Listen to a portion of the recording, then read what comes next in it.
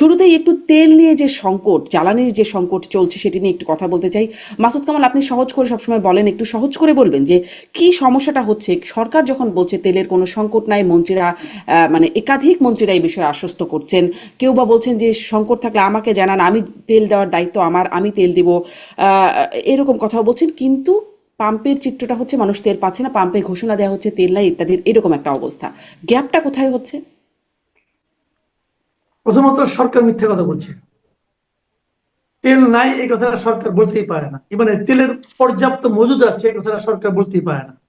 বলতে পারে না কি মানে মজুদ বলতে আপনি কি বুঝেন? মানে যে তেল আছে এটা দিয়ে আজকে দিন চলবে কিনা এটাই কি উত্তর, নাকি আর 7 দিন চলবে কিনা এটাই উত্তর? সারা দুনিয়াতে তেলের ক্রাইসিস এই মুহূর্তে, সারা দুনিয়ায় কোথায় তেলের ক্রাইসিস নেই? এবং আপনি যেখানে থাকেন আমেরিকায়, সেখানেও তেলের ক্রাইসিস। তেলের দাম বাড়ে নাই? বাড়ছে আপনাদের জন্য, সব জায়গায় বাড়ছে। আমার এখানে তো তেলের দাম বাড়ে নাই। কারণ যে ঘটনা দুনিয়া জুড়ে ঘটছে এখন, মধ্যপ্রাচ্যে ঘটছে, যুক্তরাষ্ট্র ঘটাচ্ছে, যে ঘটনাগুলো আমরা দেখছি তার প্রভাব কি এই দেশে পড়বে না? পড়বে। এবং সেটা অস্বীকার করাটা ঠিক না। কথাটা হলো কি, সরকারের উচিত ট্রান্সপারেন্ট হওয়া। সরকার প্রতিদিনই ক্লিয়ার করে দিতে পারে যে আমার এই তেল মজুদ আছে, এই তেল আমার পাইপ লাইনে আছে, এই তেল আমাদের আসবে, এবং এই তেল আনার জন্য আমরা এই পদক্ষেপ নিচ্ছি। আপনি যদি অন্ধকারে রাখেন সবাইকে, তাহলে কি আপনার সংকট কাটবে? কাটবে না। বরং যে এই যে আপনি বলতেছেন যে আপনার তেল পর্যাপ্ত আছে, কিন্তু আমি যদি পাম্পের দিকে তাকাই, তখন কি আমি বুঝি যে এই পাম্পে পর্যাপ্ত তেল আছে? নেই তো। আমি আজকেও দেখলাম যে বিজয় সরণির মুখে যে পাম্পটা আছে, যেটা নাকি মানে সেনাবাহিনীর পাম্প আর কি, সেই পাম্পের লাইনটা মিনিমাম 1 কিলোমিটার হয়ে গেছে। সেটা ওই প্রধানমন্ত্রীর মানে অফিস ছাড়িয়ে, আরো আপনার যদি আপনার সেই জাহাঙ্গীর গেট ছাড়িয়ে, সে একদম মহাখালী যে ফ্লাইওভার যেখানে শুরু হয়েছে সেখান থেকে শুরু হয়েছে। ওখানে তো তারেক রহমানের অফিস। তারেক রহমান তো ওই লাইনকে পাশ কাটিয়ে অফিসে যান। উনি কি দেখেন না কি অবস্থা? উনি কি ওনার জ্বালানি মন্ত্রীকে বলতে পারেন না আপনি মিথ্যা কথা বলছেন কেন? জি, কিন্তু জনাব মাসুদ কামাল, এই মিথ্যা কথা যদি বলেন, মানে মিথ্যা কথা বলার মানে স্বার্থ কি থাকতে পারে সরকারের? কারণ এটা তো সবাই জানে যে এটা একটা বৈশ্বিক সংকট চলছে। এখন এখানে সরকার কেন মিথ্যা কথা বলবে? এটা একটা বড় প্রশ্ন তো বটে। এটা মিথ্যা কথা বলে মূর্খতার কারণে। কারণ এই লোকগুলি বেসিক্যালি মূর্খ। তারা মনে করে যে আমি যে এই যে বললাম সব ঠিক আছে, সব ঠিক আছে, সব ঠিক আছে, এই যে বললাম বলে জনগণের কাছ থেকে আমি বাহবা পেলাম। এবং এই যে মূর্খতা, তারা কি জানে না যে 2 দিন পরে জনগণ যখন তেল না, এই যে তারা মুখে মুখে বলতেছে সব ঠিক আছে, জনগণ ওই লাইনে যারা আছে তারা কেউ কে সরকারকে প্রশংসা করছে, কেউ একজন লোক পার বিএনপি করে, বাপ বিএনপি করে, সে বিএনপি করে, সে ওই লাইনে দাঁড়িয়ে আছে, সে কি সরকারের প্রশংসা করতেছে? আচ্ছা, সরকারের মানে সরকারের এই যে মিথ্যা, আপনি বলছেন যে সরকার, জি জনাব মাসুদ কামাল, এই যে মিথ্যা বলছেন আপনি সরকারের পক্ষ থেকে, এখানে কি এরকম মানে একটা যদি মিথ্যা বলেন তার উদ্দেশ্য কি এরকম হতে পারে যে সত্যি বললে মানে সংকটের একটু আভাস পেলেও যে আমাদের মধ্যে একটা হা হুতাশ তৈরি হয়ে যায়, সেটাকে কি দমন শুনেন, করার জন্য এটা আমি আপনাকে এটা বলি, উদ্দেশ্য হতে পারে? হাহু তো আমি পরে গাড়িতে চড়ি, উবার টুবার ডাকি, ওগুলিতে আমি চলাফেরা করি। তাহলে তেল কিন্তু আমাকে কোনো কিছু, আমাকে কিন্তু সরাসরি আমাকে এফেক্ট করে না। কিন্তু আমি যখন ওই লাইন দিয়ে আসি, যখন আমি এটা দেখি, তখন কি আমি আতঙ্কিত হই না? হইতো। আমি তো সকালবেলা ঘুমের থেকে উঠে সরকারের মন্ত্রীদের বাণী শুনেছি, তেলের কোনো সমস্যা নাই, তেল পর্যাপ্ত আছে। আর লাইনে দেখছি তেল নেই। আমি কি সরকারের কথা বিশ্বাস করছি, নাকি লাইনে যা দেখছি ওটা বিশ্বাস করছি? আপনি বলেন, আমি কোনটা বিশ্বাস করছি? আমি সরকারকে তখন মিথ্যাবাদী ভাবছি। আমি ভাবছি সরকার মিথ্যাবাদী। এই জায়গায় যে জিনিসটা হলো, সরকারের উচিত কি, ক্রাইসিস আপনি একা সামাল দিবেন, নাকি জনগণকে নিয়ে সামাল দিবেন? আপনি জনগণের সঙ্গে একাত্ম, আপনি জনগণকে বলেন বাস্তবতাটা, যে এই হলো বাস্তবতা, এই অবস্থায় আপনারা সাবধানে কাজ জি, করেন। জি, আপনি এটা স্পষ্ট। করেন, আপনি বাস্তবতাটা বলেন, যে আপনি এত প্যানিক হয়েন না, আমার আরো 2 মাসের তেল আছে, বলেন। তো বলেন না কেন? আর সবাই নিয়ে স্টক করতেছে, ভাই স্টক করে দেখেন, সবাই স্টক করে, আমি কি স্টক করি? আমি স্টক করি না। আমি কেন করি না? কারণ আমার তো দরকার নাই। আর যার দরকার আছে সে তো কালকের কথা ভাববে, সে তো পরশুর কথা ভাববে। আপনি যদি তাকে বলেন যে আপনার মানে কাল এটাও তো পরশু প্রশ্ন জনাব মাসুদ কামাল, শুধু কি ভাবার দরকারই, দরকার নাই। শুধু কি আপনারা দরকারি কিন্তু স্টক করছে দেন। নাকি পাচারও করা হচ্ছে? আমি জনাব মাসুদ কামাল, পাচারটা কেন দায়িত্ব কার? নিশ্চয়ই সরকারের। সরকার আটকাতে পারে না কেন? জি, আমি একটু জনাব আব্দুল নূর তুষার আপনার কাছ থেকেও শুনি যে আপনার কাছে কি মনে হচ্ছে গ্যাপটা কোথায়? সরকার কি আসলে মিথ্যা কথা বলছে? আর সেটা বললেও তার উদ্দেশ্য কি বলে আপনার মনে হয়? একটা বিষয় আমি একটু বলতে চাই যে জ্বালানি প্রতিমন্ত্রী তিনি বলছেন দৈনিক ১৬৭ কোটি টাকা করে ভর্তুকি দিতে হচ্ছে। অন্যদিকে চিফ হুইপ বলছেন মাসে ২০০ কোটি টাকা ভর্তুকি দিতে হচ্ছে। একটু কি সমন্বয়ের কোথাও সমস্যা মনে হয়? চিফ হুইপের বক্তব্যটা আসলে সঠিক না। মাসে 200 কোটি টাকা না, এটা অসম্ভব। অনেক টাকা ভর্তুকি সরকার বহু আগে থেকে দিত। 2022-23 সালে সরকার এনার্জি সেক্টরে যে ভর্তুকি দিতেন, সেই ভর্তুকির পরিমাণ ছিল 29,511 কোটি টাকা, এবং এটা 2023-24 সালে 35,000 কোটি টাকা হয়েছিল। ফলে বোঝাই যাচ্ছে যে এনার্জি সেক্টরে আমাদের সরকারগুলি বহু আগে থেকে ভর্তুকি দেন, এবং এই ভর্তুকির একটা বিরাট অংশ চলে যেতে হচ্ছে পাওয়ার যারা তৈরি করে তাদের কাছে। তারা ক্যাপাসিটি চার্জের দাম হিসেবে ভর্তুকিটা নিয়ে নিত এনার্জি সেক্টরে, কিন্তু এর বাইরেও ফুয়েল খাতে সরকার ভর্তুকি দিত। তবে পেট্রোল এবং অকটেনে বাংলাদেশে কোনো সরকার কখনো ভর্তুকি দেয়নি। সরকার ভর্তুকি দেয় ডিজেলে এবং ফার্নেস অয়েলে। ডিজেল এবং ফার্নেস অয়েলের যে ভর্তুকিটা দেয়, ফার্নেস অয়েল মূলত ব্যবহার করা, অথবা এইচএফও বলে যেটাকে, এটা ব্যবহার করে মূলত পাওয়ার জেনারেট করে যারা তারা।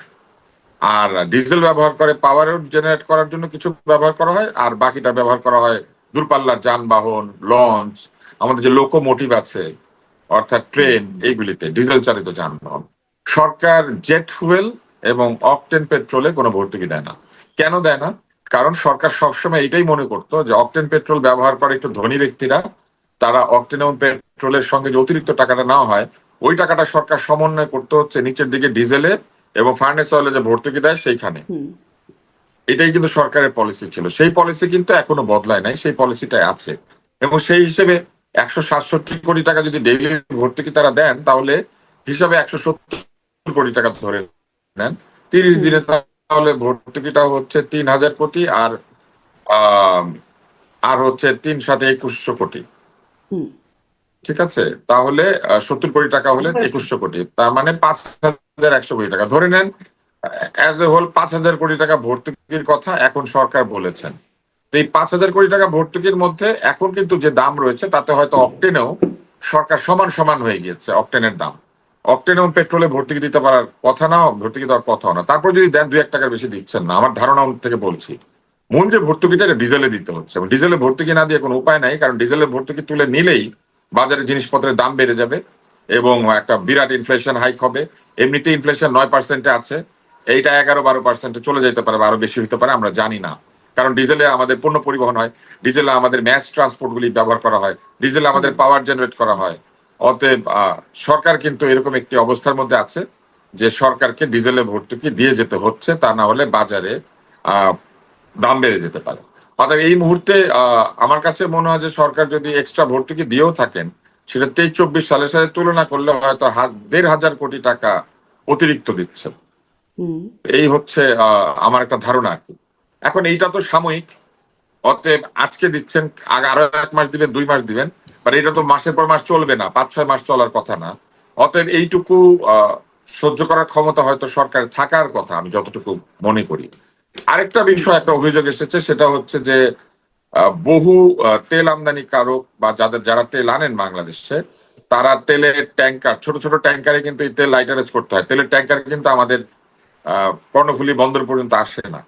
নিশ্চয়ই জানেন যে তেলের বড় ট্যাঙ্কার আসে হচ্ছে দূরবর্তী জায়গায় থাকে, এবং ছোট ছোট ট্যাঙ্কারে করে এই তেলগুলি নিয়ে আসা হয়। অনেক ট্যাঙ্কার নাকি তেল ভর্তি করে ভাসিয়ে রাখা হয়েছে, এরকম একটা গুজব আছে। এই কারণে যে সরকার কিছুদিনের মধ্যে তেলের দাম বাড়িয়ে দিবেন, বাড়িয়ে দেবে। বাড়িয়ে দিলে তখন তারা একটা বৃহৎ মুনাফা করতে পারবেন বলে তারা বিশ্বাস করেন, এবং সেই কারণে তারা তেল এরকম ছোট ছোট ট্যাঙ্কারের মধ্যে লোড করে রেখে দিয়েছেন। এটা সত্য কিনা জানি না। যদি এটা সত্য হয়ে থাকে, তাহলে আমি মনে করি যে কোস্টগার্ড এবং নেভিকে ব্যবহার করে এই ধরনের কোনো ট্যাঙ্কার যদি সত্যিই ভেসে থাকে, এমনকি দূর সমুদ্রেও, তাহলে এটা দেখা দরকার যে আসলে কেউ এরকম তেল ভাসিয়ে রেখেছেন কিনা, দাম বৃদ্ধির জন্য অপেক্ষা করছেন কিনা। তৃতীয় যে অভিযোগটি এসেছে সেটি হচ্ছে যে তেল মিয়ানমারের পথে পাচার হয়।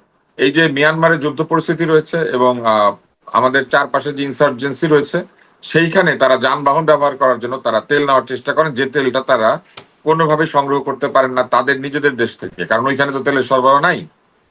ইনসার্জেন্ট যারা যারা বিদ্রোহ করেছেন, যারা আহ, বাহিনী, যারা মিয়ানমারের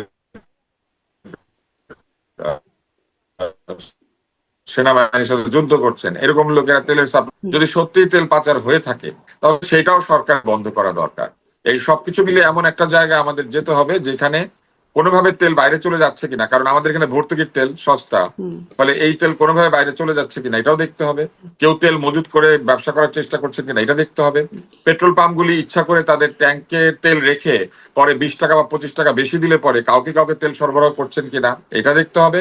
এবং এটাও দেখতে হবে যে কেউ তেলের দাম বেড়ে যাবে এই আশায় তেলের ট্যাঙ্কার ভাসিয়ে রেখেছেন কিনা দূরবর্তী এই সমুদ্রে, যে যে পরে বিষয়গুলো যে এগুলাকে দেখতে হবে বলছেন ডাক্তার আব্দুল নট্ট স্যার, যে পাচার হচ্ছে কিনা বা মজুদ রাখছে কিনা, পরবর্তীতে দাম বাড়বে এইরকম আশায়, এই বিষয়গুলো দেখার মেকানিজম সরকারের কেমন বলে মনে হয়? কারণ একটা বিষয় একটু মানে আমাদের জ্বালানি প্রতিমন্ত্রী বলেছেন যে 2025-এর মার্চে, মানে তখনকার রোজার সময়ের কথা বলছেন, যে সেই সময় 12,000 মেট্রিক টন ডিজেল, উনি অকটেন পেট্রোলেরও একটা হিসাব দিয়েছেন, এটা একদম লিটারেলি দ্বিগুণ হয়ে গেছে 26-এর মার্চে।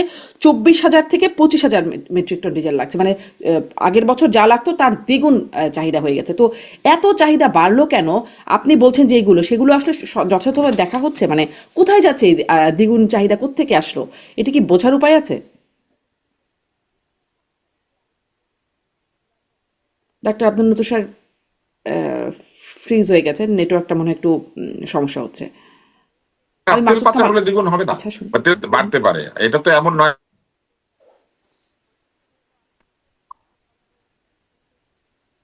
জি ডাক্তার তুষার, আপনি শুনতে পাচ্ছেন আমাকে? এই তো মনে হয় এখন হ্যাঁ, আমি শুনতে শুনতে পাবো। পাচ্ছি। জি আপনি তেল প্লিজ যদি কন্টিনিউ। কেউ পাচার করে তাহলে চাহিদা বাড়বে, তেল যদি কেউ অতিরিক্ত মজুত করে রাখে তাহলেও চাহিদা বাড়বে। আরেকটি বিষয় হচ্ছে এখানে সরকারের একটা ছোট্ট ভুল হয়ে গেছে। সেই ভুলটা কি? তারা বলেছেন যে তারা তেল রেশনিং করবেন, এখন তারা বলেছেন যে তারা 20 লিটার করে তেল দিবেন। অধিকাংশ গাড়ি আগে কিন্তু ফুল ট্যাঙ্ক তেল নিত না, অর্ধেক ট্যাঙ্ক নিয়ে রাখতো, কারণ কালকে তো তেল পাবে। কিন্তু আজকে কি ঘটছে, গাড়িগুলি তাদের ট্যাঙ্ক ফুল করছে, তারা ভাবছে আগামীকাল তেল পাবো না, তাহলে যতটুকু পারি ম্যাক্সিমাম নিয়ে রাখি। প্রত্যেকেই 20 লিটার তেল খরচ করে আবার 20 লিটার তেল নিয়ে ফেলছেন, বা 30 লিটার তেল খরচ করে 30 লিটার নিয়ে ফেলছেন। ফুল ট্যাঙ্ক করার চেষ্টা করছেন যারা তেল কেনেন। তো আগে যে মোটর বাইক 2 লিটার তেল নিত, সে যেটা করেছে, সে মোটর বাইকের তেল পুরোটা ভরে নিয়ে নেওয়ার চেষ্টা করছে। এবং সেটা করলে কি হবে, যার কিনা মোটর বাইক সে চালায় না, সেও বাইরে গিয়ে তেলটা ভরে নিয়ে এসেছে। যে ট্র্যাক্টর চালায় সেও নিয়ে এসেছে। এবং কেউ কেউ সামনে সেচ মৌসুমের কথা চিন্তা করে, তারপরে চাষের মৌসুমের কথা চিন্তা করে তারা ড্রামে করে ডিজেল কিংবা অন্য তেল তারা মজুত করার চেষ্টা করছেন, কারণ তাদের তো চাষ করতে হবে, তাদের তো সেচের মেশিন চালাতে হবে। ফলে এই ধরনের একটা আলগা চাহিদা তৈরি করা হয়ে গিয়েছে।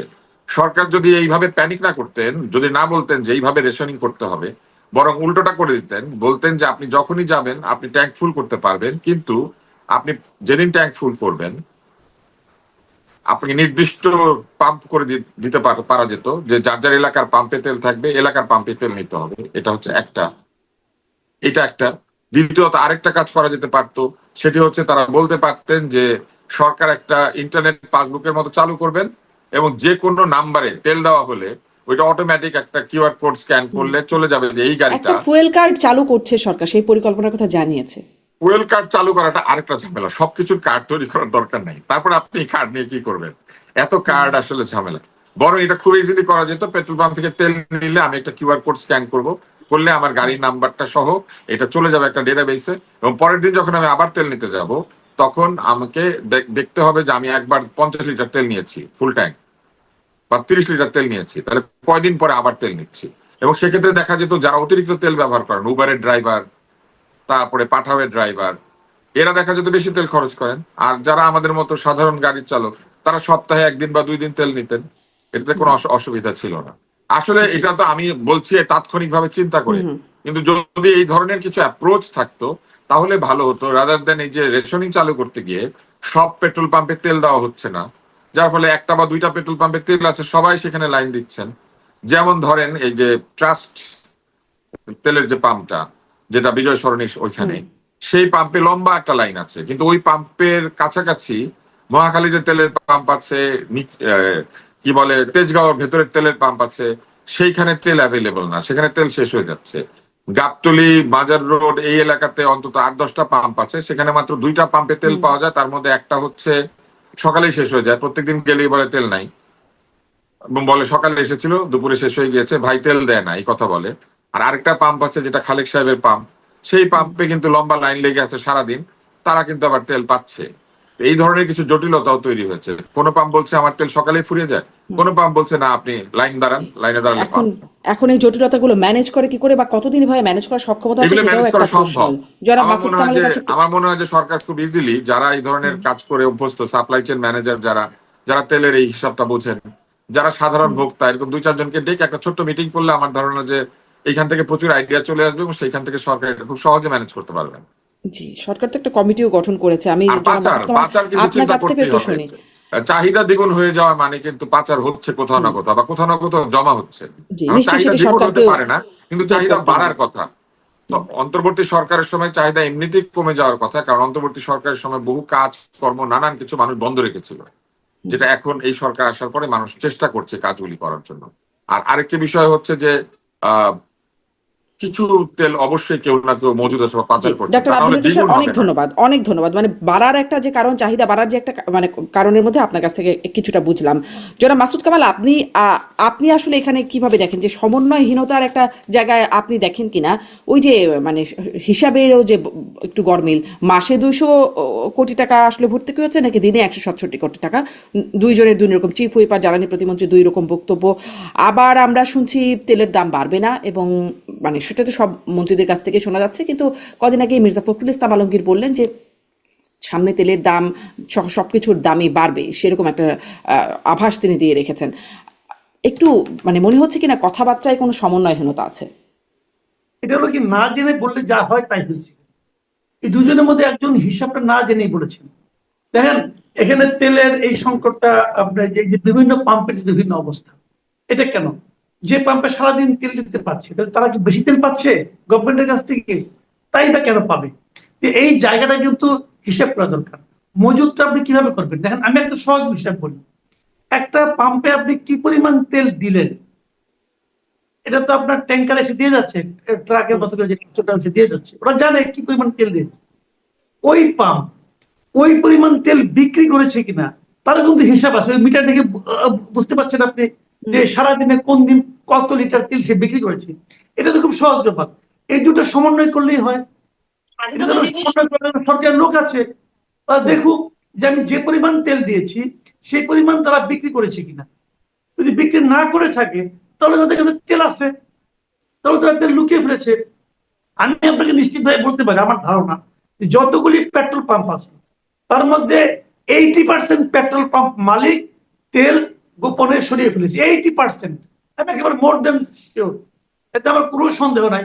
আমি দুই একটা খবর রাখি বলেই বললাম, এটা সরিয়ে ফেলেছে। তা না হলে বাইরের তেলগুলো কোথেকে আসতেছে? বাইরের তেল পাওয়া যাচ্ছে। আমি গ্রামে বলতে গিয়েছিলাম ঈদের সময়, সেখানে তেল মোটর বাইক যা চালায় তারা তেল কিনতেছে 200 টাকা লিটার, পরে শেষ দিকে যে এটা হচ্ছিল 300 টাকা লিটার। কেন পারলো? মানে পাওয়া তো যায় বাইরে, বাইরে তেলটা আসলো কিভাবে? এটা তো আকাশ পথে আসে নাই, এটা তো পাম্পে থেকে আসছে। পাম্পের লোক কিন্তু তাদের তেল বোতলের মধ্যে বের করে দিচ্ছে, বোতলে তো তেল বিক্রি করার কথা না। হুম। তাহলে এগুলি বোঝা যাচ্ছে পাম্প মালিকদের কারসাজি। যে 2টা পাম্পে 3টা পাম্পে সবসময় তেল পাওয়া যাচ্ছে, সেই পাম্পগুলি তারা সিনসিয়ার, তারা ব্যবসায়ী হিসেবে সিনসিয়ার। যে পাম্পগুলোর নাম তুষার ভাই বললেন, যেমন ট্রাস্টেড পাম্পটা, এখানে তো কোনো ব্যক্তি মালিকানা নাই, অতএব এখানে ঠিকঠাক মতো চলছে। ভাই হিসাবটা হলো এখানে। আর দ্বিতীয় কথাও দেখেন, দাম বাড়াবো না এই প্রতিজ্ঞা করে থাকার কোনো দরকার নাই। আপনি আমেরিকা থেকে, আমেরিকার তেলের দাম বাড়ে নাই? বাড়ছে। অস্ট্রেলিয়ার তেলের দাম বাড়ছে, ইংল্যান্ডের তেলের দাম বাড়ছে। আবার যখন কমবে তখন তারা কমাবে। আমাদের এখানে ওই ইন্ডিয়ায় কি হয়, ইন্ডিয়ার ডেইলি সকালে তেলের দাম তারা ঘোষণা করে যে আজকে দাম এত। তো আমরা এটা করি না কেন? আমরা তো সেই মুদি দোকানের মতো চালাচ্ছি। মানে আপনি এরকমটা করবার প্রস্তাব করছেন? অবশ্যই করছি। তেলের দাম বেশি। সরকার ভর্তুকি কত দিবে? সরকার ভর্তুকি দিবে কার টাকা দিবে? তো আমার টাকাই দিবে। আর ডিজেলে দিতে হবে। আপনি আন্তর্জাতিক মার্কেটের সঙ্গে সমন্বয় করেন। আমাদের ভয়টা স্পষ্ট কোথায়? মানে বাড়তি ভর্তুকির কথা, বাড়তি আমরা জানি ভর্তুকির কি? কথা। আমরা যেটা জানি আমাদের ভয়টা কথা সেটাই বলি। আমাদের ভয়টা হলো যদি একবার বাড়ে আর কখনো কমে না। এই যে ভয়টা আমরা পাই, এই ভয়টা আমাদের না দিলেই হয় যে আজকে বাড়বে, আগামীকাল আবার কমবে, এবং সেইভাবে নিয়ন্ত্রণ, এবং পাম্পগুলোর উপর সরকারের নিয়ন্ত্রণ থাকা দরকার। পাম্প বর্ণনা করে ওই যে বললো না, এই তুষার ভাই যে তেলটা সরিয়ে ফেলেছে, সরিয়ে ফেলে কি করে যখন দাম বাড়বে এই প্রত্যাশা, দাম বাড়লে সবগুলো দামতে সে বাড়তি টাকা পাবে। তা করে দিলেই হয় যে তোমাকে আমি যে পরিমাণ তেল দিচ্ছি তুমি তার চেয়ে কমও বিক্রি করতে পারবে না, বেশিও বিক্রি করতে পারবে না। এই নজরদারি মেকানিজমটা আপনি আপনি শক্ত করবার কথা বলছেন। একদম ছোট্ট করে একটু মানে কিছু সমালোচনার জায়গা তো সরকারের হলো, এখানে কি একটা ক্রেডিট আছে কিনা সরকারের, যে ইরান যে 6টি দেশকে হরমুজ প্রণালী থেকে যাবার জন্য অভয় দিচ্ছে, তার মধ্যে বাংলাদেশ আছে। জ্বালানি প্রতিমন্ত্রী বলছেন এটি একটা কূটনৈতিক মানে সরকারের কূটনৈতিক সফলতা। মাসুদ কামাল, আপনার মনে হয় যে এটা একটা সফলতা? অবশ্যই সাফল্য এটা, কারণ এত দেশ থাকতে মাত্র 5টা দেশ, তার মধ্যে আমি আছি, এটা তো আমার জন্য বিরাট সাফল্য মনে করি। এটা ভালো, এটা এই সরকারকে আমি ক্রেডিট দিব তো। জি, নিশ্চয়ই। আমরা একটু আরেকটা প্রসঙ্গে একটু যাই, যে এই মাঝখানে হঠাৎ করে আসিফ মাহমুদ সজীব ভুঁইয়া, সাবেক উপদেষ্টা, তিনি আবার ডিপ স্টেট প্রসঙ্গ নিয়ে আসলেন।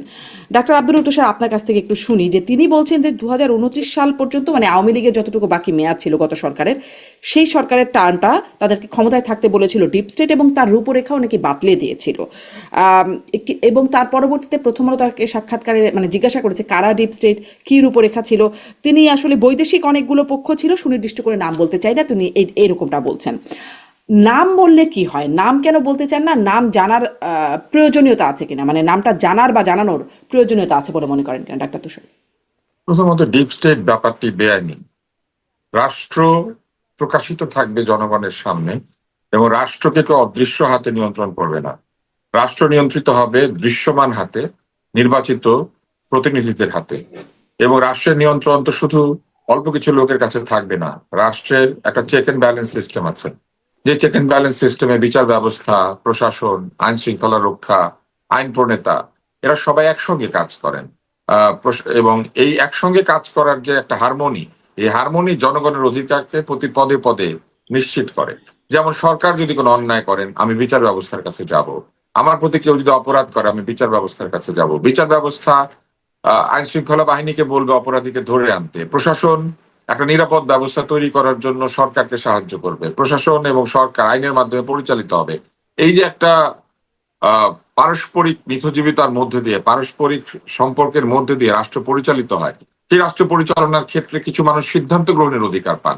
যেমন রাষ্ট্রপতি, প্রধানমন্ত্রী, মন্ত্রী পরিষদ এবং সরকার কর্তৃক নিযুক্ত ব্যক্তিবর্গ, যারা বিভিন্ন ক্ষেত্রে ক্ষমতায়িত হয়ে থাকেন। যেমন নির্বাচন কমিশন নির্বাচন নিয়ে সিদ্ধান্ত নেয়, যেমন বিদ্যুতের কর্তৃপক্ষ বিদ্যুৎ নিয়ে সিদ্ধান্ত নেয়, যেমন জ্বালানি কমিশন আছে, রেগুলেটরি কমিশন, তারা দাম নিয়ে সিদ্ধান্ত নেয়, বিটিআরসি আছে, তারা ইন্টারনেটের দাম থেকে শুরু করে আমাদের যে ব্যান্ড উইথ আছে সেগুলো নিয়ে সিদ্ধান্ত নেয়, তাই না?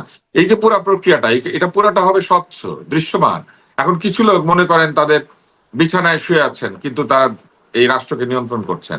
কিছু লোক বিদেশে আছেন, মনে করেন তারা অন্য কাজ করেন, কিন্তু রাষ্ট্রকে তারা গভীর থেকে নিয়ন্ত্রিত করেন। তারা ঠিক করেন কে মন্ত্রী হবেন, কে মন্ত্রী হবেন না, কে কোথায় যাবেন, যাবেন না, কে কতদিন ক্ষমতায় থাকবেন। এই বিষয়টা তো জনগণের অধিকারকে ক্ষুণ্ণ করে। এখন প্রশ্ন হচ্ছে যে এই ডিপ স্টেট আছে, এই কথাটিকে তিনি বলেছেন, তার মানে ধরে নিচ্ছে আসিফ মাহমুদ সত্য কথা বলেছেন, একটা ডিপ স্টেট আছে। তাহলে ডিপ স্টেটের কুশীলব কারা? কারা আমাদের ভাগ্য নিয়ে চিনিমিনি খেলে? কারা ঠিক করে কে 29 পর্যন্ত থাকবে এবং থাকবে না? এত ক্ষমতা তাদেরকে কে দিল? জনগণকে দিয়েছে এই ক্ষমতা? জনগণ তো তাদেরকে এই ক্ষমতা দেয় নাই। তাহলে তারা কোথা থেকে ক্ষমতায়িত হলেন? কারা তাদেরকে এম্পাওয়ার করলেন? তাই না? এই প্রশ্নগুলি আসবে, এবং এই প্রশ্নগুলি আসলে পুরো ব্যাপারটা যে বেআইনি, অসাংবিধানিক এবং রাষ্ট্র বিরোধী, এই ব্যাপারটা কিন্তু পরিষ্কার। এবং এরকম একটি তৎপরতা করছে কিছু লোক, এটা জেনে আসিফ মাহমুদ বলছেন যে তাদের সঙ্গে তারা মিটিং করেছেন এবং তাদের কাছ থেকে তারা প্রতিশ্রুতি নিয়েছেন। তার মানে কি বাংলাদেশে কে কয়দিন থাকবে, ক্ষমতায় থাকবে না, এটা জনগণ ঠিক করে না, এটা আসিফ মাহমুদরা তাদের পরিচিত লোকেরা মিলে ঠিক করেন? তার মানে কি বলতে হবে আসিফ মাহমুদ কতদিন উপদেষ্টা থাকবেন, থাকবেন না, এটাও তাদের হাতেই ছিল? তার মানে 29 পর্যন্ত থাকতে চাইলে থাকতে পারতেন, হয়তো অনেক কথা শোনেন নাই। উনি বলেছেন যে তারা অনেক কিছু রাজি হন নাই, রাজি হন নাই বলেই নাকি বিএনপি ক্ষমতা এসেছে, তাই না? তো রাজি হলে কি বিএনপি ক্ষমতা আসতো না? যদি না আসতো তাহলে কিভাবে? তার মানে নির্বাচন হতো না। তার মানে জনগণকে নির্বাচনের অধিকার থেকে বঞ্চিত রেখে একদল লোক আহ যা মানে যাকে ইচ্ছা তাকে ক্ষমতায় রেখে দেওয়ার মতো ক্ষমতা এই রাষ্ট্রে ভোগ করেন, তারা সেটাকে এনজয় করেন। এই কাজটা তো তারা তখন বসে বসে মিটিং করেছেন, তাহলে তারা এটাকে গোপন রেখেছেন এবং এখনো গোপন রেখেই চলেছেন। তাহলে ডিপ স্টেটের স্বার্থ কে দেখছে? ডিপ স্টেটের স্বার্থ দেখছেন আসিফ মাহমুদরা, আর ওইদিকে ডিপ স্টেট কাদের স্বার্থ দেখছে? আসিফ মাহমুদদের স্বার্থ। তো তাহলে কি দাঁড়ালো? একজন দুজন ভাইরা ভাই, তাই হয়ে গেল না? উভয়ই রাষ্ট্রের বিভিন্ন দায়িত্ব প্রাপ্ত এবং উভয় একজন আরেকজনের পিঠ চুলকাচ্ছেন, অথবা বলে দেবো ভয় দেখাচ্ছেন। ভাই, আপনারা যদি সত্যিই দেশকে ভালোবাসেন, তাহলে আপনারা দেশকে এমন কারো হাতে নিয়ন্ত্রিত হতে দিবেন কেন যাকে শুধু আপনি চিনেন, আমরা কেউ চিনি না? অথবা কোন ক্ষমতা বলে আপনাদেরকে তারা ওইখানে রেখে দিচ্ছেন, এই ব্যাপারটিকে আপনারা প্রশ্ন করলেন না কেন? আর আজকে আপনারা ইলেকশনে জিততে পারেন নাই, আজকে আপনাদের দল জামাতের সঙ্গে গিয়ে ঐক্য করেছে, খুব ভালো কথা, করতেই পারেন, কিন্তু শুধু কি এই কারণে আপনারা এখন বলে দিচ্ছেন? যদি সত্যি সত্যি এবার নির্বাচনে জিতে যেতেন, ক্ষমতায় চলে যেতেন, তাহলে তো 29 পর্যন্ত না, আরো বেশি দিন, 31 পর্যন্ত ক্ষমতায় থাকতেন, তখন কি ডিপ স্টেটের কথা বলতেন না? এখন বলছেন কেন? তখনই তো বলা উচিত ছিল। আরেকটা বিষয় খেয়াল করেন, তারা সবসময় বলেছেন তারা জনগণের অভিপ্রায়ে কাজ করেন, জনগণের অভিপ্রায় অনুযায়ী সরকার ক্ষমতায়িত, কিন্তু এখন বলছেন একটা ডিপ স্টেট ছিল। তাহলে জনগণের অভিপ্রায়ে তারা ছিলেন নাকি ডিপ স্টেটের অভিপ্রায়ে তারা ছিলেন? এইটা কে এই প্রশ্নের উত্তর দিবে? ফলে একেবারে একটা জটিল ধোঁয়াশাপূর্ণ একটা গোলক ধাঁধায় আমরা পড়ে আছি। আমরা কিন্তু এখনো জানি না ডিপ স্টেট কারা। আপনি বলেন তাহলে ডিপ স্টেট এখন কাকে রাখবে না এই সিদ্ধান্ত নিচ্ছে, আর আমরা এখানে টকশো করছি। এইটা আমার কাছে মনে হয়েছে যে অত্যন্ত আশঙ্কাজনক। এবং কালকে যদি বাংলাদেশ একটা দুরবস্থায় পড়ে, কারো সঙ্গে যুদ্ধে লিপ্ত হয়ে যায়, আমাদের মাথার উপরে এসে মনে করেন কেউ ড্রোন নিয়ে হাজির হয়, বা যে কোনো একটা বিষয়, এটা কারা করছে আমরা তো বুঝতেও পারবো না। এটা কি ডিপ স্টেট নিশ্চয়ই করছে? নিশ্চয়ই এই ডিপ স্টেট কারা, এটা নিয়ে আমার অনুষ্ঠানে সম্ভবত মাসুদ কামালও ছিলেন, ব্যারিস্টার ফুয়াদও একটা প্রোগ্রামে বলেছিলেন ডিপ স্টেটের কথা। তখন বলেছিলেন যে তিনি আসলে স্ক্রিনে বলবেন না, পরে হয়তো বলবেন, পরে আমার শোনার সুযোগ হয় নাই। বলেন না কেন সেটা নিয়ে তো একটা কথাই। মাসুদ কামাল, আপনার কাছেও এই প্রশ্ন যে কারা ছিল এই, মানে কারা আসলে এই ডিপ স্টেট, কারা প্রস্তাব দিয়েছে? তারা আবার নাকি কিছু ফ্যাসিলিটিও চেয়েছিল শর্ত সাপেক্ষে, যে মানে সেই কোন জায়গায় তারা আসলে ফ্যাসিলিটেটেড, যেটা আসিফ মাহমুদের ভাষায় যদি বলি, হতে চেয়েছিল, কারা চেয়েছিল, কি রূপরেখা দিয়েছিল, কোন জায়গায় ফ্যাসিলিটেড হতে চেয়েছিল, আর কতটুকু তার পূরণ করেছে? কারণ 1.5 বছর তো ছিল, মানে তারা আসলে তার মধ্যে কতটুকু পূরণ করে 1.5 বছর থেকেছে, সেই বিষয়গুলোকে আমরা জানার কোনো সুযোগ নাই? বা মানে তিনি বলে এতটুকু বলে চুপ হয়ে যেতে পারবেন, এই বাকিটুকু আমরা জানবো না? দেখেন, আমি কয়েকটা কথা বলি এখানে। প্রথমত কথা হলো, আসিফ মাহমুদ সজীব ভুঁইয়ার কথায় যদি আমি সত্য বলে মানি, ডিপ স্টেট কি চেয়েছিল? যে এই সরকার যেন 2029 সাল পর্যন্ত থাকুক, এই তো চেয়েছিল। আচ্ছা, 2029 সাল পর্যন্ত সরকার থাকুক, কে বলেছে? ডক্টর ইউনূস যখন নামাজ পড়তে গেলেন, ঈদের নামাজ, ওখান থেকে বেরিয়ে আসার সময় অনেক লোক স্লোগান দিয়েছে, ওনাকে আরো 5 বছর দেখতে চাই, 5 বছর দেখতে চাই। যারা স্লোগান দিয়েছে তারা সবাই ডিপ স্টেট। আবার ইউনূস সাহেব বলেছেন, অনেকে নাকি বলেছে আপনি 10 বছর থাকেন, তাহলে তারা ডাবল ডিপ স্টেট। আবার অনেকে বলেছে 50 বছর থাকুক, তারা 10 টাইম ডিপ স্টেট। ইউনূস সাহেব সবাইকে চিনেন, বলে দিলে হয়। আবার যারা 5 বছর চেয়েছিল তারা তো আসিফ মাহমুদ চৌধুরীকে চিনে, আসিফ মাহমুদ সজীব ভুঁইয়াকে চিনে। তুমি নাম বলেন না কেন? যখন উনি নাম না বলেন, তখন বুঝতে হবে ওনার কাছে আসলে কেউই যায়নি, ওনার কাছে কেউই প্রস্তাব দেয়নি।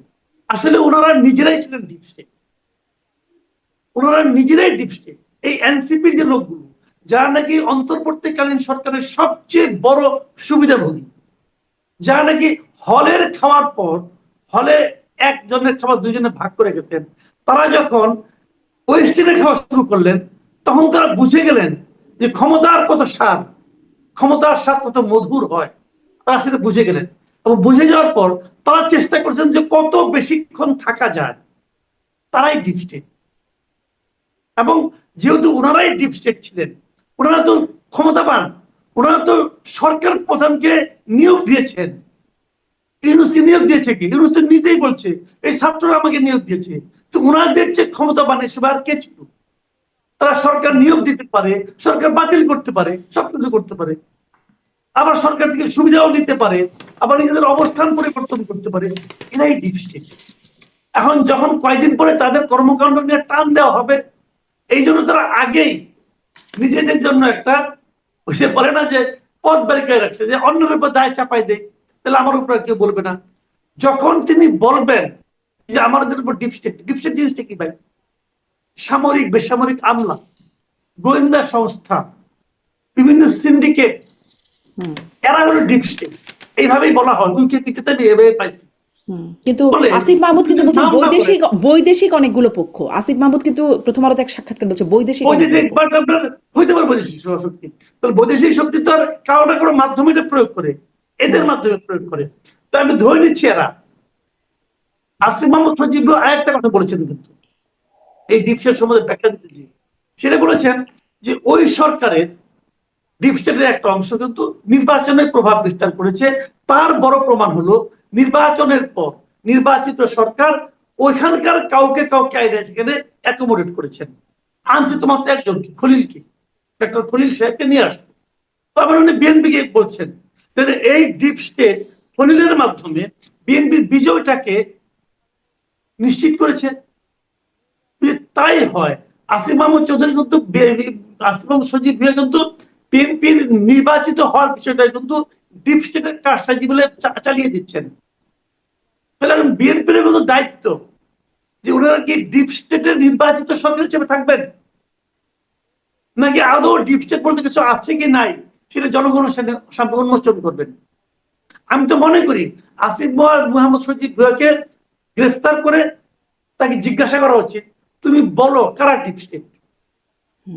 অথবা আসিফ মোহাম্মদ সজীব ভুঁইয়া যদি গ্রেফতার হতে না চান, ওনার উচিত প্রকাশ্যে বলে দেওয়া যে অমুকে অমুকে অমুকে অমুকে ডিপ স্টেট। আপনি যদি নাম না বলেন তাহলে কিন্তু আপনি সন্দেহটা ছড়িয়ে দিলেন। কিন্তু নাম তাকে বলেন, যে আপনি আপনার কাছে তো জিজ্ঞাসাবাদ সরাসরি বলছি, আপনার কাছে তো সরাসরি বলছি, উনি তো বলছেন ওনার কাছে আসছে। তো আপনি নামটা যদি না বলেন তাহলে কি দাঁড়ায়? তাহলে দাঁড়াই হলো যে ওই লোকটা, যে লোকটা আসছে তাকে আপনি ভালোবাসেন, তাকে আপনি সেভ করতে চাচ্ছেন। আপনি কেন সেভ করতে চাচ্ছেন? তার কাছে মাল পাইছেন, বড় অঙ্কের মাল পেয়েছেন আপনি, হয়তো আরো বেশি চেয়েছিলেন, এই যে তাকে হুমকি দিচ্ছেন যে তোমার নাম কিন্তু বলে দিব, আমার আরো দাও। উনি হয়তো এখনো পেতে চাচ্ছেন, এটা হতে পারে। এখন হয় উনি হাওয়ার উপরে পারছেন আজগুবি, অথবা ঘটেছে লেনদেনের সমস্যা হচ্ছে, এই জন্য এতদিন পরে এসে ডিপস্টেটের কাহিনী পাচ্ছেন। সরকারের উচিত এটাকে ক্লিয়ার করা। যদি ক্লিয়ার না করে তাহলে আমি তো সবাইকে বলবো যে আর্মি দায়ী, গোয়েন্দা সংস্থা দায়ী, ডিজিএফআই ডিপস্টেট, অমুক ইয়ে এনএসআই ডিপস্টেট, আমি সব দিকেই সন্দেহ করবো। এই যে ক্লিয়ার করা উচিত, জাতির মধ্যে সন্দেহ ছড়িয়ে দিয়েছেন। জি, আমি আরেকটা কথা আপনি বলেন আপনাকে। আচ্ছা বলেন না, আপনি বলেন। না, আমি আসলে যে আপনি বলছেন ক্লিয়ার করা উচিত, তাকে জিজ্ঞাসাবাদ করা উচিত, কিন্তু আমরা এর আগেও বেশ কিছু বিষয় নিয়ে কথা বলেছি। তাকে আসলে এই ক্লিয়ার করার প্রক্রিয়াটায় কেউ যায় না কেন, বা তাকে আসলে জিজ্ঞাসাবাদ কেউ করে না কেন? একটা না তো, এই ডিপ স্টেটের কথা বলার আগে শুরুতে একটা কথা তিনি বলেছিলেন, তিনি ক্ষমতায় থাকতে যে সশস্ত্র বিপ্লবের প্রস্তুতি ছিল তাদের, সেই অস্ত্রের উৎসটা কি ছিল সেইটাও কেউ কখনো জিজ্ঞাসা করলো না। কখনো জিজ্ঞাসা করলো না চাঁদাবাজির মামলায় যখন ওই শাম্মী আক্তারের বাসায় আওয়ামী লীগের এমপি যিনি গ্রেপ্তার হলেন, তিনি সরাসরি আসিফ মাহমুদ সজীব ভুঁইয়ার কথা বললেন, কিভাবে আছে সেগুলো বললেন, তাকে কেউ জিজ্ঞাসাবাদ করলো না। এখনো ডিপ স্টেটের কথা বলছেন, কেউ মানে এই বিষয়গুলো জানতেই চায় না কেন? নাকি এখানেও ডিপ স্টেট আছে যার কারণে? শুনেন, আমার তো সন্দেহ হয়ে যায়। আমি তো বললাম যে ওনারাই ডিপ স্টেট, ওনারা এত পাওয়ারফুল ডিপ স্টেট যে ওনাদেরকে জিজ্ঞাসাবাদ করতে সরকারও ভয় পাচ্ছে। সরকারও ভাবছে যে আসিফ মাহমুদ সজীব ভুঁইয়া ডিপ স্টেটের একজন পাওয়ারফুল লোক, তাকে জিজ্ঞাসাবাদ করলে যদি ডিপ স্টেট আমাদেরকে সরিয়ে দেয়, হতে পারে এটা। আমি ভাই এখন বিভিন্ন লাইনে সন্দেহ করব। যখন অন্ধকার, আপনার আগেও বলেছি বহুবার, দেখেন ভূত কিন্তু অন্ধকারের মধ্যে আসে, দিনের বেলা আসে না। যখন আমি পরিষ্কার বুঝতে পারছি না দৃশ্যটা কি, তখন আমি নানা ধরনের কল্পনা করবো। আমি একটা কথা বলে শেষ করি। আসিফ মাহমুদ সজীব কিন্তু বলেছেন এক জায়গায় যে ডিপ স্টেট চেয়েছিল আমরা 29 সাল পর্যন্ত থাকি, কিন্তু আমরা গণতন্ত্রের পক্ষে ছিলাম, আমরা গণতন্ত্রের দিকে অগ্রসর হয়েছি, এই জন্য আমরা নির্ধারিত সময়ে নির্বাচন দিয়েছি। আমি কিন্তু এই কথাটা বলি, এর লোকের ডাহা মিশা কথা। ওনারা 5 বছর থাকতে চাইছিল, আর্মি চিফের ধমকে 1.5 বছরের মাথায় নির্বাচন দিচ্ছে। আর্মি চিফ সরাসরি বলছে যে 18 মাসের মধ্যে নির্বাচন হওয়া উচিত। 18 মাসের বাইরে কিন্তু একদিনও যায় নাই, মাথায় রাখবেন। 18 মাসের বাইরে একদিনও যায় নাই, 18 মাসের মাথায় নির্বাচন হচ্ছে, 18 মাস 4 দিনের মাথা। কাজেই এটা তো ওনাদের গণতন্ত্রের মধ্যে ছিলেন, ওটা তো আমরা বুঝি না রে ভাই। কিন্তু আর্মি চিফের ধমকটা তো আমরা শুনছি। অতএব আমি মনে করি ধমকে নির্বাচন হয়েছে, এখানে ওনাদের কোনো ক্যারেক্টার নাই, ওনারা চাইলে 2 দিন বেশি থাকতেন, যত থাকতেন তত লাভ, লাভই লাভ, তো ওনারা তো জি লাভের মধ্যে ছিলেন। আমি আমি একটু ডাক্তার আব্দুল তুষার আপনার কাছ থেকে এই বিষয়টা একটু সামারি শুনে পরের প্রসঙ্গে যদি সময় একটু সুযোগ করতে পারি, ডাক্তার আব্দুল তুষার। আমি তো ডিপ স্টেট নিয়ে কথা বললাম, সামারি কি হ্যাঁ, বিষয়? মানে এটা নিয়ে যদি আপনার আর কোনো বক্তব্য না থাকলে আমি একটু তাহলে মানে বক্তব্য ঈদের এতটুকুই আছে যে বাংলাদেশে রাজনৈতিক গতি প্রকৃতিকে বাইরে থেকে বা ভেতর থেকে কিছু মানুষ নিয়ন্ত্রণ করার চেষ্টা করেন, এই অভিযোগটা আছে। এবং শুধু যে বাংলাদেশে আছে বিষয়টি তা নয়, বহু বছর আগে ডিপ স্টেট শব্দটা যিনি ব্যবহার করেছিলেন, এটা মূলত আমেরিকাতে ব্যবহৃত হয়েছিল। এবং আমেরিকান প্রেসিডেন্টরা এই শব্দটি ব্যবহার করেছেন, মিলিটারি ইন্ডাস্ট্রিয়াল কমপ্লেক্স এই শব্দটা ব্যবহার করেছেন। পৃথিবীর বিভিন্ন দেশে রাজনীতিকে বাইরে থেকে নিয়ন্ত্রণ করার জন্য একটা নেক্সাস কাজ করে, যেমন ধরেন ব্যবসায়ীদের একটা মহল কাজ করে, যারা অধিক মুনাফালোভী তারা কাজ করেন, এবং তারা করেন কি রাষ্ট্রের বিভিন্ন সিদ্ধান্তকে প্রভাবিত করেন। আমি আপনাকে একটা উদাহরণ দিই, তাহলে আপনি বুঝতে পারবেন। আহ আওয়ামী লীগ সরকারের সময় অর্থ মন্ত্রণালয় থেকে একটা ছাড়পত্র দিয়ে দেওয়া হলো, যেটা আগে ছিল না। সেটা কি, সরকারি ব্যাংক চাইলে পরে লিজিং কোম্পানিতে তাদের টাকা রাখতে পারবে। এটা কিন্তু আগে ছিল না। তো সরকারি ব্যাংকগুলি কি করলো, তারা লিজিং কোম্পানিতে টাকা রাখলো, এবং সেই লিজিং কোম্পানির মালিককে, সেই লিজিং কোম্পানির মালিক হচ্ছেন সরকারের ভেতরে লুকিয়ে থাকা সরকারের অনুগ্রহভাজন কিছু লোক। এবং তারা কি করলেন, সরকারি ব্যাংকের টাকা লিজিং কোম্পানিতে নিয়ে এসে ভুয়া ঋণ ইস্যু করে সরকারের টাকা লুট করলেন। আপনি খুব অবাক হইলেও আমি বলি, বা আপনি হয়তো জানেন, সেটা হচ্ছে লিজিং কোম্পানিতে শুধু সাধারণ মানুষ টাকা হারিয়েছে তা নয়, সোনালী ব্যাংক, জনতা ব্যাংক, রূপালী ব্যাংকও টাকা হারিয়েছে, মানে সরকারি ব্যাংকও টাকা হারিয়েছে।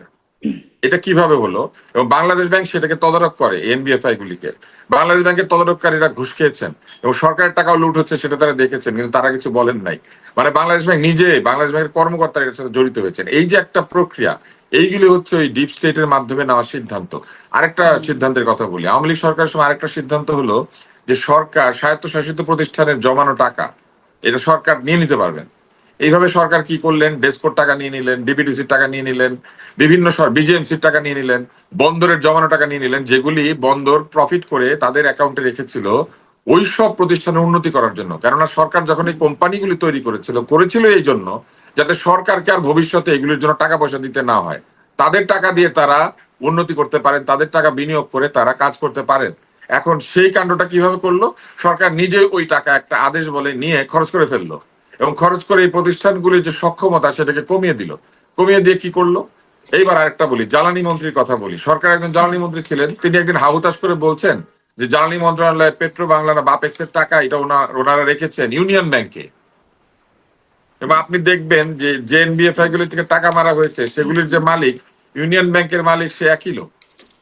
এবং এই যে কাণ্ডগুলি ঘটে, এইগুলি হচ্ছে ওই যে সরকারের ভিতরে লুকিয়ে থেকে সরকারের সিদ্ধান্তকে প্রভাবিত করার মতো ক্ষমতা আলা লোক, যারা নিজেদের স্বার্থে জনগণের টাকা লুট করানোর মতো সিদ্ধান্ত সরকারকে দিয়ে নেওয়াতে পারে। ফলে এই ধরনের লোক যদি কোথাও থাকে, সেটা রাজনীতিতে তারা প্রভাব বিস্তার করে, আইনে প্রভাব বিস্তার করে, বিচার ব্যবস্থার প্রভাব বিস্তার করে। এবং এটা জানার পরেও এই নতুন বন্দোবস্তের মালিক যারা, আসিফ মাহমুদ সজীব ভুইয়াদের মতো লোকেরা, এটা জেনে শুনে তারা এটা হতে দিলেন। তার মানে কি করলেন, তারা পুরনো বন্দোবস্তকে রাখতে দিলেন। তারা কথা বললেন শেখ হাসিনার সেই নেক্সাস, সেই লুটপাটের বিরুদ্ধে, কিন্তু তারা ওই একই রকম লোকদেরকে এই সরকারের মধ্যেও থাকতে দিলেন, কারণ তারা এখন তাদের স্বার্থে কাজে লাগছেন। তার মানে কি দাঁড়ালো, তার মানে থোর বড়ি খাড়া, খাড়া বড়ি থোর, যাহা 52 তাহা 53, যাহা 19 তাহা 20, যাহা শেখ হাসিনা তাহাই এনসিপি।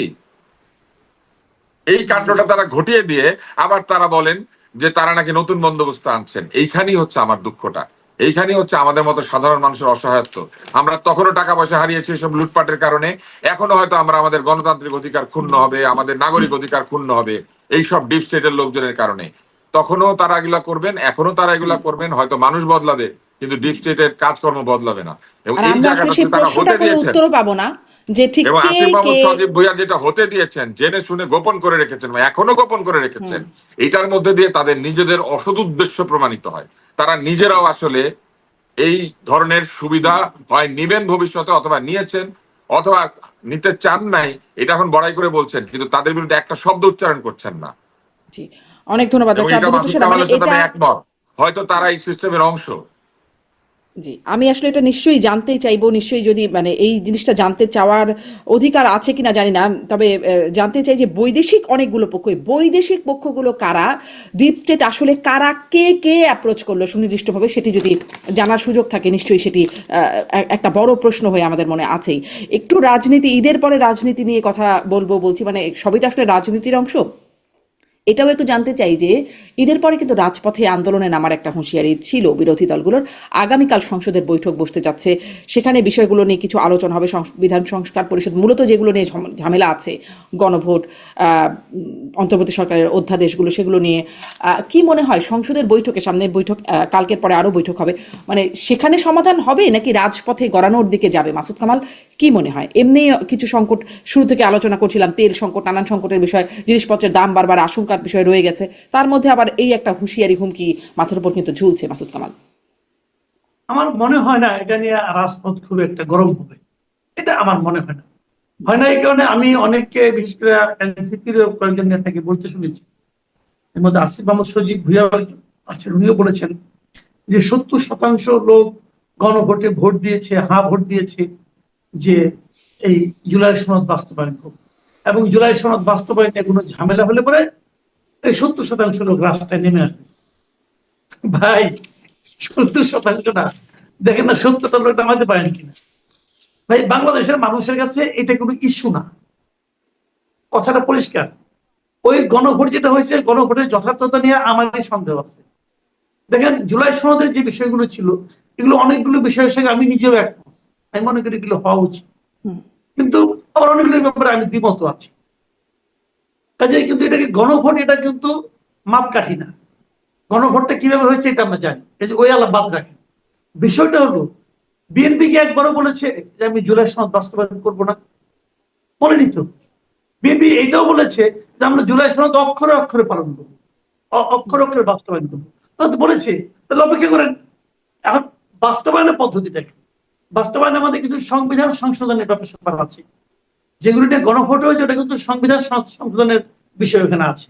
সংবিধান সংশোধনের জন্য বিএনপি মনে করছে যে সংবিধান সংশোধনের জন্য আমাদের এই সংবিধানই যথেষ্ট। সংবিধান আমরা বিষয়গুলো তুলবো, আলোচনা করব, এবং জুলাই সনদের মতো করেই তুলবো, সবাই মিলে ভোট দিব, 2/3 হলেই তো সংবিধান সংশোধন হয়ে গেল। এইভাবে করতে যাচ্ছে, আর এরা বলতেছে না, এটাকে ওইভাবে করতে হবে। সেটা কিভাবে, যে ওই সংবিধান সংস্কার পরিষদ করতে হবে, সেটার মধ্যে বিএনপি বিএনপি তো শপথই নেয় নাই। বিএনপি বলছিল আমি শপথ নেবো না, কারণ এটা সংবিধানে নাই। এখন সংবিধানের দোহাই দিচ্ছে বিএনপি। বিএনপি যে পুরোপুরি সংবিধান মানে তাও আমি বলি না, অনেক জায়গায় ঝামেলাও আছে, ওটা অন্য কিছু। কিন্তু এখন এইটা তো হলো যে আপনার জুলাই সনদ বাস্তবায়ন হলো প্রায়োগিক বিভিন্নতা। একজন এভাবে করো, একজন বলছে এভাবে করো, যেভাবেই করুক, যেভাবেই করুক, এটা যদি বাস্তবায়িত হয়ে যায় তাহলে আপত্তিটা কোথায়? তাহলে জামাত অথবা এনসিপি রাজপথে নামতেছে কেন? তারা কি জুলাই সনদ বাস্তবায়নের জন্য নামতেছে, নাকি তারা সংবিধান সংস্কার পরিষদে বিএনপি কে বসানোর জন্য নামতেছে? এটা আরেকটা প্রশ্ন। এখন এই প্রশ্ন নিয়ে যদি তারা জনগণের কাছে যায়, জনগণ তাদের কথা শুনবে? জনগণ তো গণভোট দিয়েছে ওই জুলাই সনদ বাস্তবায়নের জন্য। ওই জুলাই সনদ বাস্তবায়নে তো সংবিধান সংস্কার পরিষদ বলতে কিছু নাই। গণভোট আছে, ওটা নাই তো রে ভাই, বলে তো লাভ নাই। কাজে এটার সঙ্গে ওটা কোনো সম্পর্কই নাই। তারা কিসের উপর কি বলতে চাই আমি বুঝতে পারছি না। তবে মূল যে কথাটা, সেটা হলো গিয়ে জুলাই সনদ বাস্তবায়ন হোক, সব ক্ষেত্রে হতে হবে তাও আমি মনে করি না। যেগুলো যেগুলো আমাদের যারা প্রতিনিধি, যারা এমপি হয়েছে, তারা কিন্তু আমাদের প্রতিনিধি, এবং আমরা কিন্তু মনে করি তারা যেটাকে সিদ্ধান্ত নেবে ওটা আমাদের সিদ্ধান্ত, এটা আমি মনে করি পার্সোনালি, কারণ তাদের তো আমরা ভোট দিয়ে পাঠিয়েছি, তাই না? এখন তারা যদি সিদ্ধান্ত নেয়, আমরা করবো ওইটাই হবে জনগণের সিদ্ধান্ত, এবং সেভাবে অগ্রসর হোক, এটাই আমি চাই। আর জামাত যেটা করতে যাচ্ছে, ঈদের পরে আন্দোলন করবে, দেখেন ঈদের পরে আন্দোলন একসময় বিএনপি করতে করতো, ওই সময় বিএনপির সঙ্গে জামাত ছিল, তো ওইখান থেকে জামাত একটু শিখছিল। ঈদের পর আন্দোলন বিএনপি বলতো, জামাত বলতো। এখন বিএনপি তো ঈদের পর আন্দোলন করে না, বিএনপি এখন ঈদের পরে সংসদে বসে। জামাত ওইটুকু ভুলতে পারে না যে এটা বলতে হয়, তো বলতেছে ঈদ হয়ে গেছে, ঈদের পরও চলছে, তারপর তারা আন্দোলন করবে বলে আমরা আশা করতে থাকি। আশা করুক, ওনারা করুক আন্দোলন, আন্দোলন করে ঈদের পরে আন্দোলন, মানে এই ঈদ যাচ্ছে, আলহামদুলিল্লাহ। সামনে আরো ঈদ আছে, মানে ঈদের পরে হ্যাঁ। আন্দোলন, সেই বক্তব্যটা আমাদের দেশে চলতেই থাকবে কিনা? ডাক্তার আব্দুল নূর তোষা, আপনার কাছে মানে শেষ করব, আমাদের সময় শেষ হয়ে এসেছে, শেষ বক্তব্য আপনার কাছে। ঈদের পরে কি মনে হয়, রাজনীতি কি রাজপথে গড়াবে, নাকি সংসদে আসলে আগামীকালের বৈঠক থেকে সামনের বৈঠকগুলোতে সমাধান হবে? কতটুকু সমাধান হবে আর কতটুকু ঝুলে থাকবে, আপনার কি বিশ্লেষণ? প্রথম বিষয় হচ্ছে রাজনীতি রাজপথেই থাকে, রাজনীতি কখনো সংসদে যায় না। আমাদের সংসদে আইন প্রণেতারা রাজনীতির মাধ্যমে যান, কিন্তু যাওয়ার পরে তারা আমাদের সবার জন্য কাজ করবেন, ফলে ওইখানে তো তিনি দলের জন্য কাজ করার কথা না। ওনার সেখানে মানুষের মঙ্গলের জন্য আইন প্রণয়ন করার কথা, মানুষের কোনো অমঙ্গল হলে সেটা নিয়ে বিরোধিতা করার কথা, সংসদে বসেই করার কথা। সংসদে আলোচনা হবে, তর্ক হবে, বিতর্ক হবে, এবং সেটার মধ্যে দিয়ে মীমাংসা হবে, এবং সেই মীমাংসার ভিত্তিতে একটা ঐকমত্য আসবে এবং আইন প্রণীত হবে। যদি কোনো সরকার স্বৈরতান্ত্রিক আচরণ করে অথবা নিজের ইচ্ছা মতো আইন তৈরি করতে যায়, তখন যেটা হয় সেটা হচ্ছে জনগণ ক্ষুব্ধ হয়ে ওঠে, এবং তখন রাজনৈতিক দলগুলি দুই জায়গাতেই চাপ সৃষ্টি করে, সংসদের ভিতরে এবং